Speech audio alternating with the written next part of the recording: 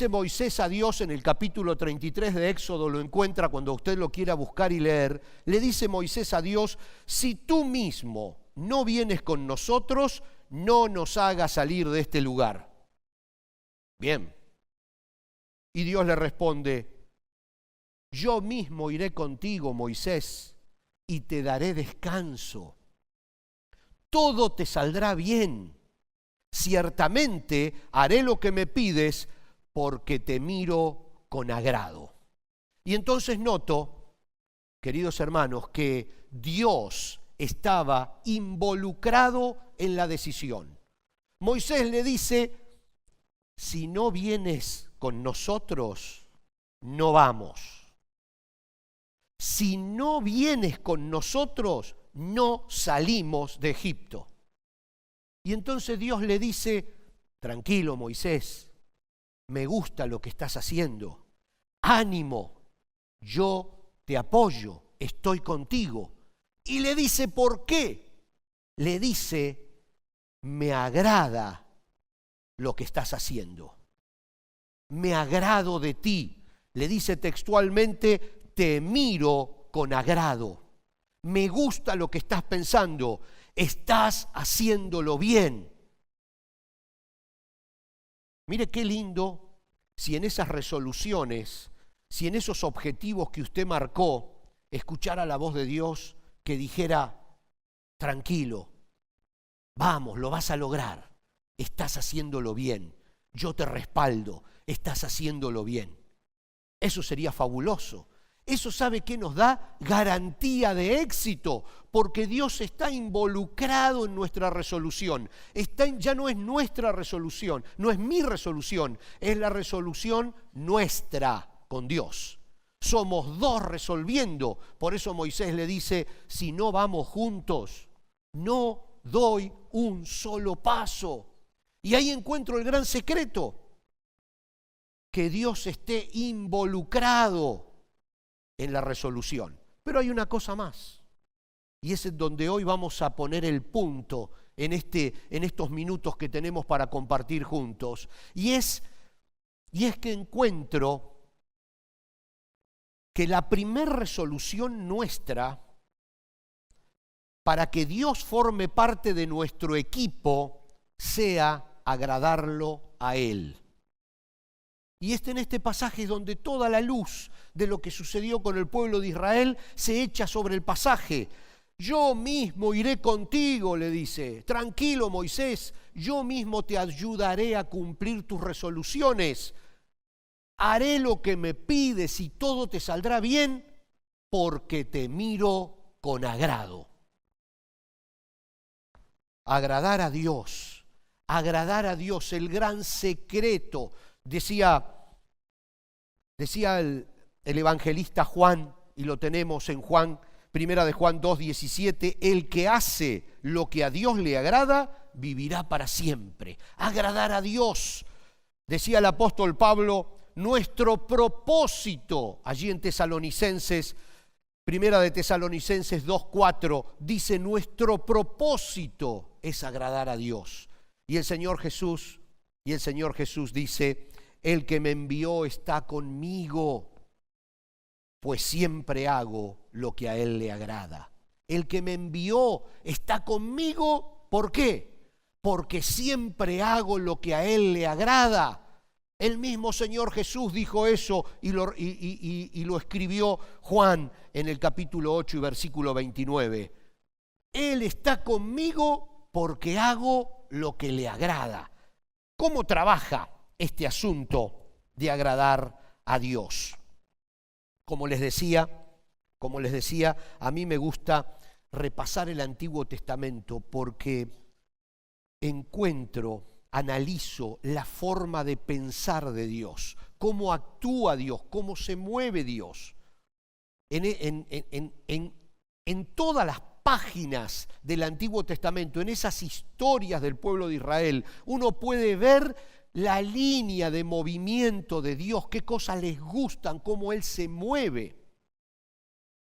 Y una de las cosas que descubro y que juntos vamos a compartir en esta mañana es que además de mis actos, al Señor le agradan mis intenciones.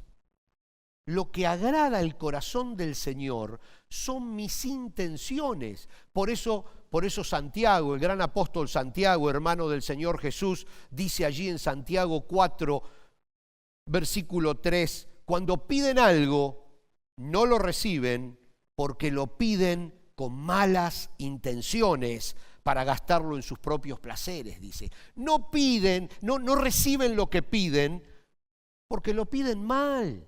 Lo piden con una mala intención. Las intenciones son esos deseos profundos, esos deseos que el resto de la gente no puede ver y que motivan nuestras acciones. Esas son las intenciones.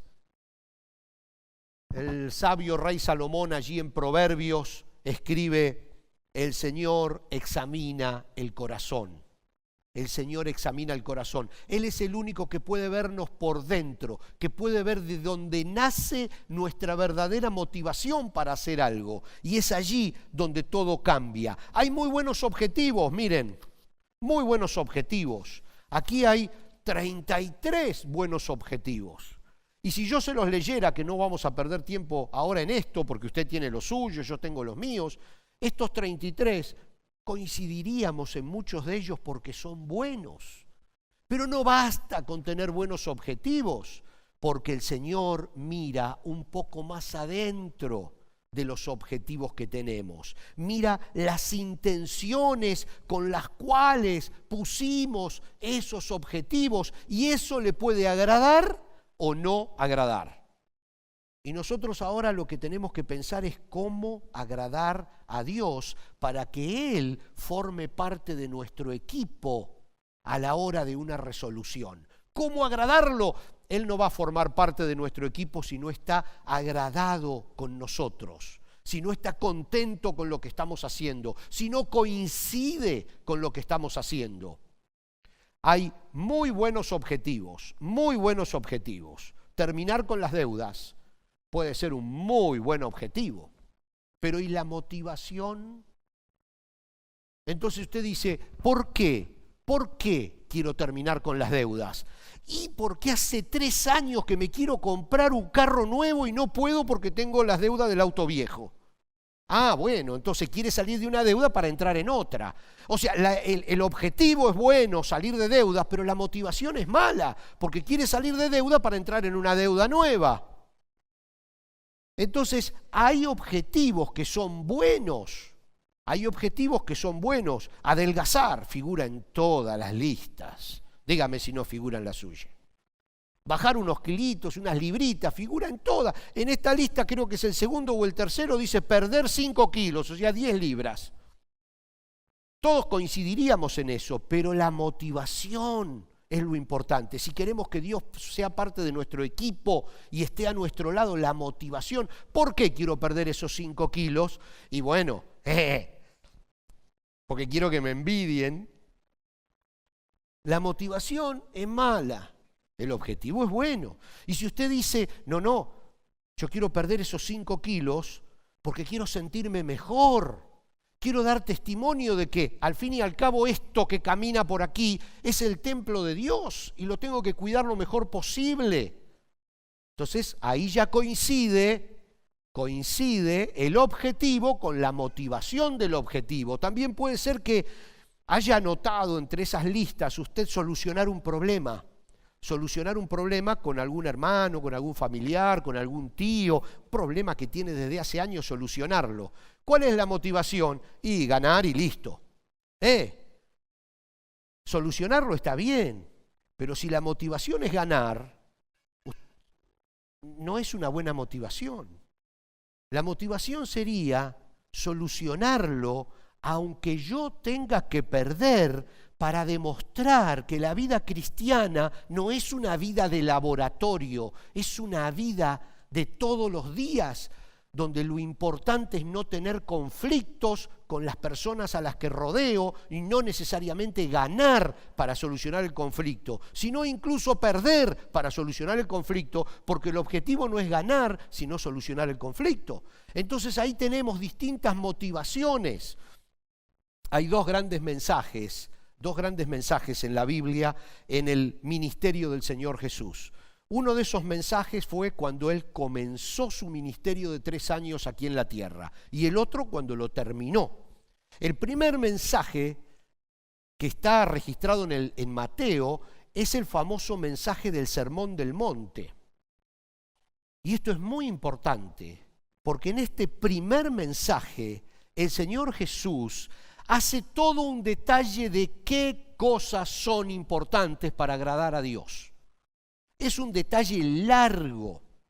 El Señor Jesús, cuando cumple 30 años, se bautiza como estaba escrito, se va 40 días al desierto y cuando regresa, lo primero que hace es dar este mensaje. Es su mensaje de bienvenida, su mensaje de presentación.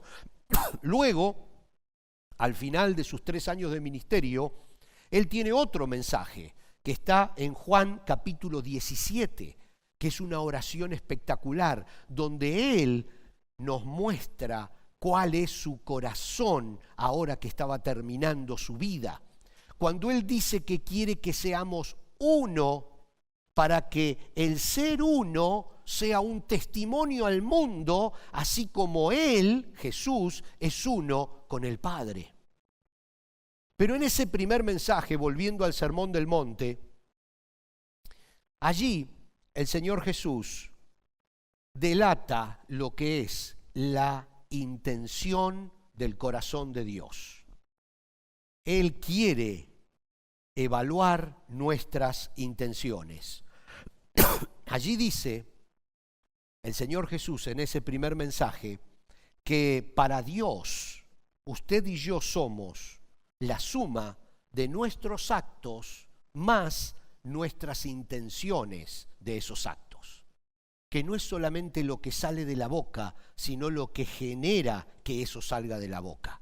No es lo que hago con las manos, sino la motivación que me lleva a hacer eso con mis manos. No son solo mis actos, sino son mis motivaciones. Fíjense que allí el Señor Jesús en ese primer mensaje dice en Mateo 6:1, tengan cuidado, no hagan sus buenas acciones en público para que los demás los admiren, porque perderán la recompensa de sus padres que está en el cielo.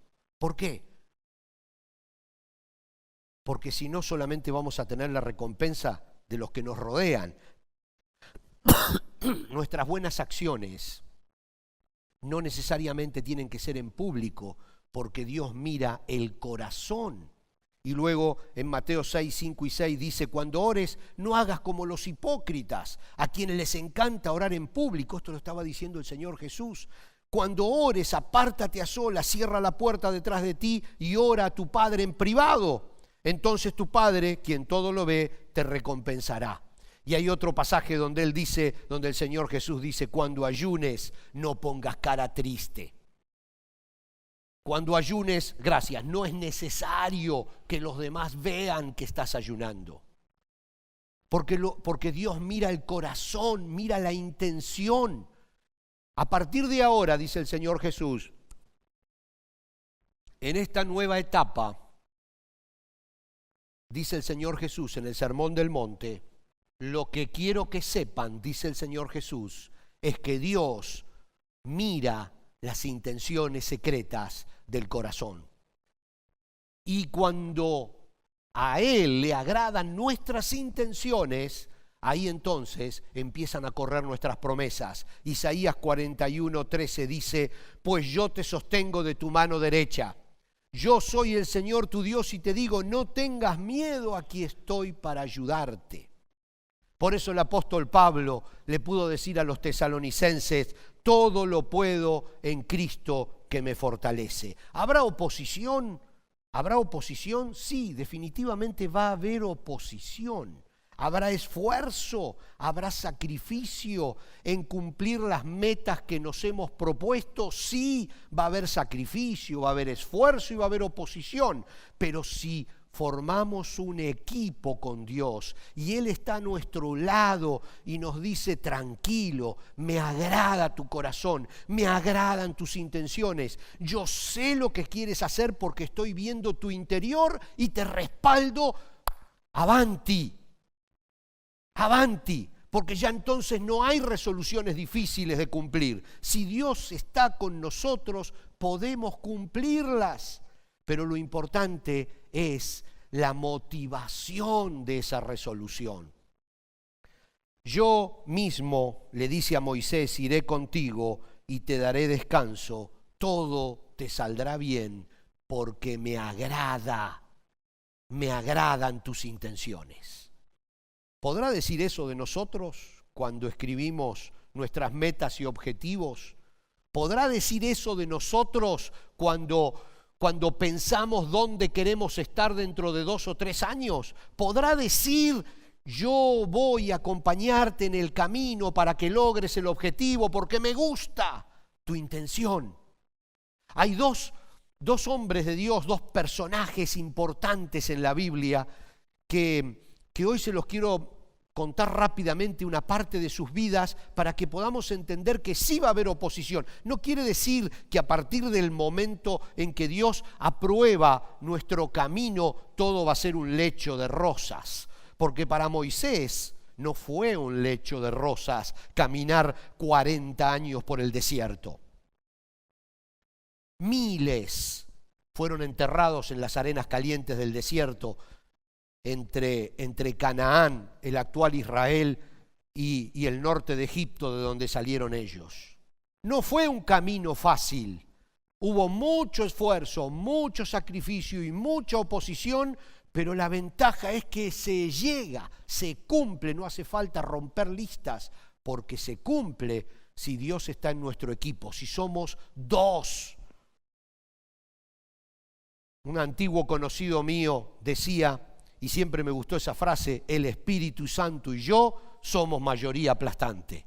Qué lindo, no hay nada que pueda oponerse si Dios está conmigo.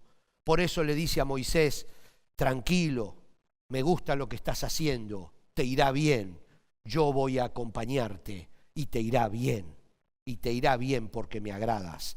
Pero, como les decía, hay dos personajes bíblicos que quiero que hoy repasemos juntos su vida, su historia. Uno de ellos es Nehemías. También en el Antiguo Testamento está la historia de Nehemías en el libro de Nehemías. Resulta que, así como para ubicarlos en escena rápidamente, que no se nos vayan los minutos, el rey Nabucodonosor, rey de Babilonia, ataca Israel y toma Jerusalén. Hay una historia larga allí atrás, pero toma Jerusalén. Destruye los muros de Jerusalén y se lleva cautivo a todos los habitantes de Jerusalén y todo el sur del territorio de Israel, que se llamaba en ese entonces Judá, es sometido por Babilonia. La parte norte, que se llamaba Israel, es sometido por los persas. Pero los persas atacan a Nabucodonosor, al atacante de Israel, y lo vencen. Cuando los persas toman el control de Babilonia y el rey Ciro de Persia, toma el control de todo el territorio, él dice, no quiero saber más nada con los judíos, que se vuelvan a sus casas. Y los deja libres para que se vuelvan a sus casas. Entonces, los israelitas que estaban desparramados hace muchos años por un montón de lugares, comienzan a regresar a Israel. Pero resulta que la ciudad de Jerusalén tenía los muros derribados porque Nabucodonosor los había derribado.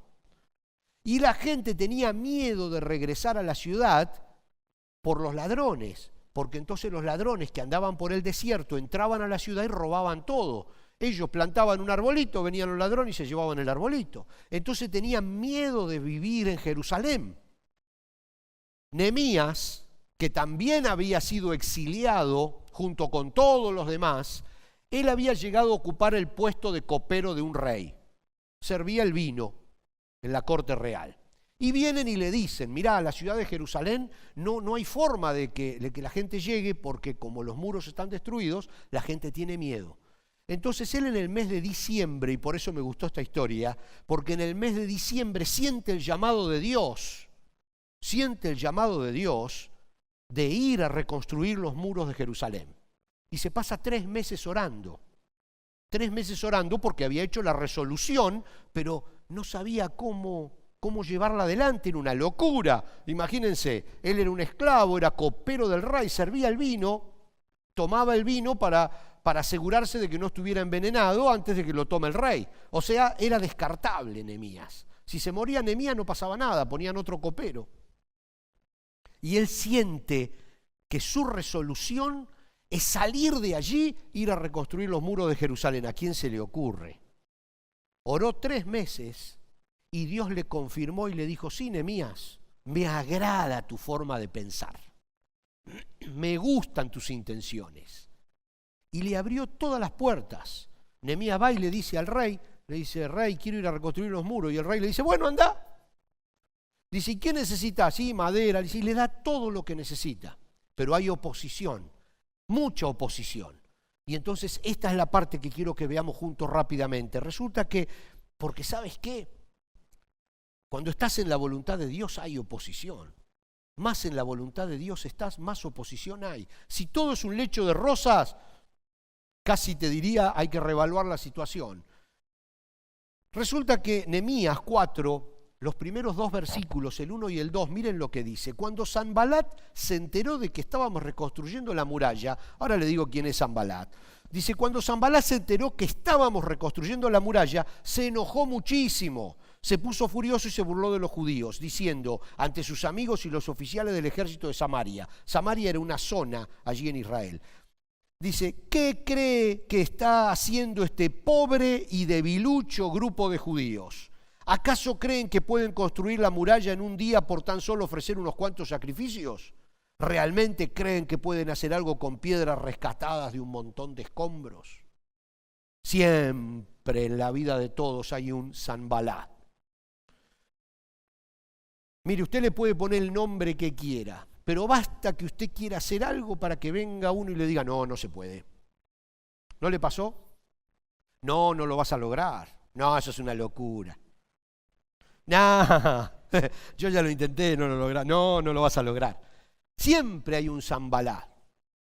Siempre hay un Sanbalat que dice: no puedes, no puedes. Y este Sanbalat le decía a Nehemías: ustedes piensan que pueden hacer algo con un montón de piedras, y para colmo piedras rescatadas de un montón de escombros que no sirven para nada. ¿Creen que pueden hacer algo? En realidad, Sanbalat no sabía que Dios estaba agradado no solo con el objetivo de Nehemías, sino con las intenciones de Nehemías. Porque Nehemías quería reparar el muro, que era lo que quería hacer, el acto que quería realizar, pero su intención era que la gente no tuviera miedo y poblaran nuevamente Jerusalén. Y a Dios le agradaba la intención del corazón, no solo el tema de que iba a reconstruir el muro, le agradaba la intención del corazón de Nehemías. Sanbalat no lo sabía. Y sí, Dios puede hacer algo con un montón de piedras rescatadas de un montón de escombros. Nosotros no. Por eso Sanbalat un poquito de razón tenía. Lo que no sabía es que Nehemías no estaba solo. Nehemías no podía hacer nada si Dios no estaba con él. Sanbalat no sabía que Dios estaba con Nehemías, pero Dios sí estaba con Nehemías. Por eso, ¿qué es lo que sucedió? Nehemías 6, 15 y 16. Así que el 2 de octubre, a los 52 días después de comenzar la obra, se terminó la muralla. Cuando se enteraron nuestros enemigos y las naciones vecinas, se sintieron aterrorizados y humillados. Se dieron cuenta de que esta obra se había realizado con la ayuda de Dios. Si Dios se agrada de tus intenciones y de tus resoluciones, estas se cumplirán. Porque no estás solo, porque Dios está contigo, pero se tiene que agradar de tus intenciones. No importa que te sientas como un montón de piedras rescatadas de un montón de escombros. El Señor le dijo al apóstol Pablo en 2 de Corintios 12:9, cada vez Él me dijo, dice el apóstol, mi gracia es todo lo que necesitas, porque mi poder actúa mejor si eres un montón de escombros apilados en una descartada montaña de escombros. Más débil eres y menos posibilidades de lograr tus resoluciones tienes, más Dios se va a glorificar cuando lo logres junto con Él. Por eso las resoluciones nuestras en sus manos cambian totalmente. Josué, pobre Josué, la que le esperaba. Ustedes saben que Josué era el ayudante de Moisés. Era el ayudante. Siempre Moisés era el que tomaba todas las decisiones. Es muy fácil no ser responsable de las decisiones, pero ahora le tocaba a él ser responsable. Dice por allí Deuteronomio 1:38, le dice Dios a Moisés: será tu ayudante Josué, hijo de Num, quien guiará al pueblo hasta llegar a la tierra. Anímalo. Le dice Dios a Moisés: anímalo a Josué, porque él irá al frente cuando los israelitas tomen posesión de la tierra. Y luego le dijo Dios a Josué: mi siervo, en Josué 1:2, mi siervo Moisés ha muerto. Por lo tanto, ha llegado el momento de que guíes a este pueblo, a los israelitas, a cruzar el río Jordán y a entrar en la tierra que les doy. Y allí mismo, unos versículos más adelante, le dice Dios a Josué: mi mandato es: sé fuerte y valiente. No tengas miedo ni te desanimes, porque el Señor tu Dios está contigo donde quiera que vayas. Sé fuerte y no te desanimes. Miren, guiar al pueblo de Israel era una tarea dificilísima. Hasta hoy en día es una tarea dificilísima. Guiar al pueblo de Israel era una tarea imposible. Y de golpe muere Moisés y Dios le dice a Josué: te tienes que hacer cargo del pueblo. ¿Se imagina el pueblo? Cuando lo mira a Josué, dice: ¿y este quién es? Es el ayudante y se quiere hacer cargo del liderazgo del pueblo. ¿Y los ancianos para qué estamos? ¿Se imaginan la revolución que se armó en el pueblo de Israel cuando Josué quiso tomar el control? Sin embargo, ¿saben lo que le dijo Josué al Señor? Yo y mi casa serviremos al Señor. ¿Ustedes saben que esas palabras son de él? Josué dijo: yo y mi casa serviremos al Señor. Y dijo: tu objetivo, le dijo a Dios, es mi objetivo, porque deseo agradarte. ¿Y saben qué pasó? ¿Saben qué pasó? Josué 4:14. Ese día el Señor convirtió a Josué en un gran líder a los ojos de todos los israelitas, quienes por el resto de su vida lo respetaron tanto como habían respetado a Moisés. ¿Hay esfuerzo? Sí. Josué se tuvo que esforzar. ¿Hay sacrificio?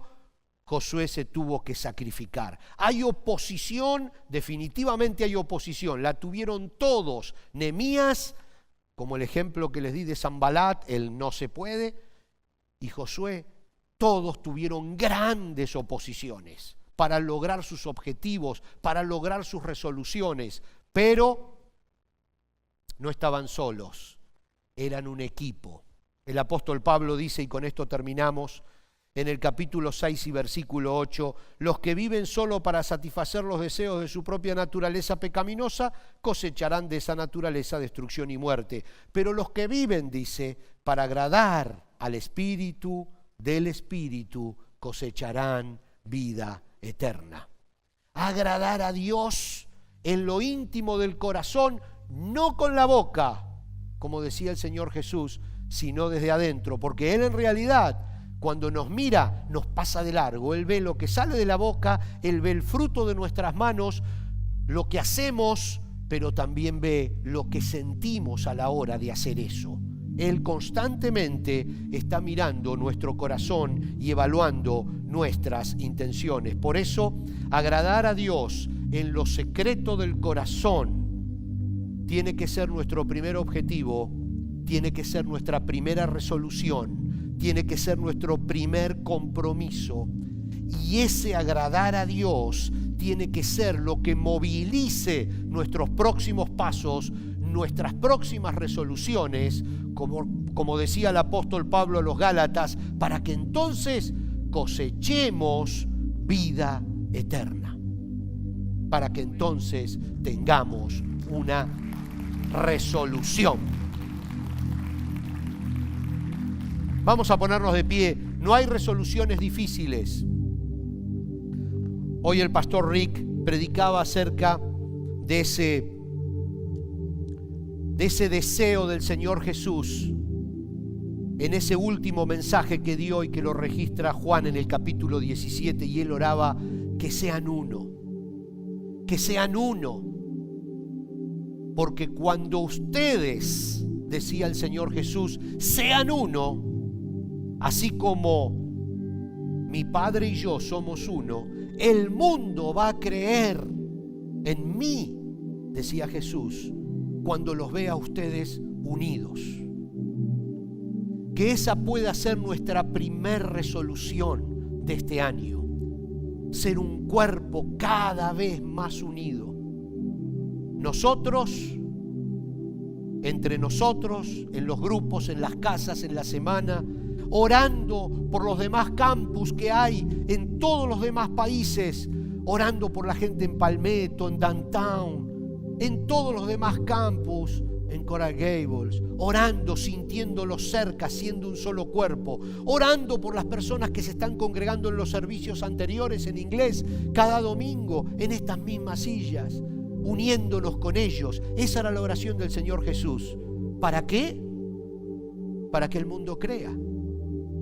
Ese tiene que ser nuestro objetivo, y agradarle a Él haciendo eso. Agradarle a Él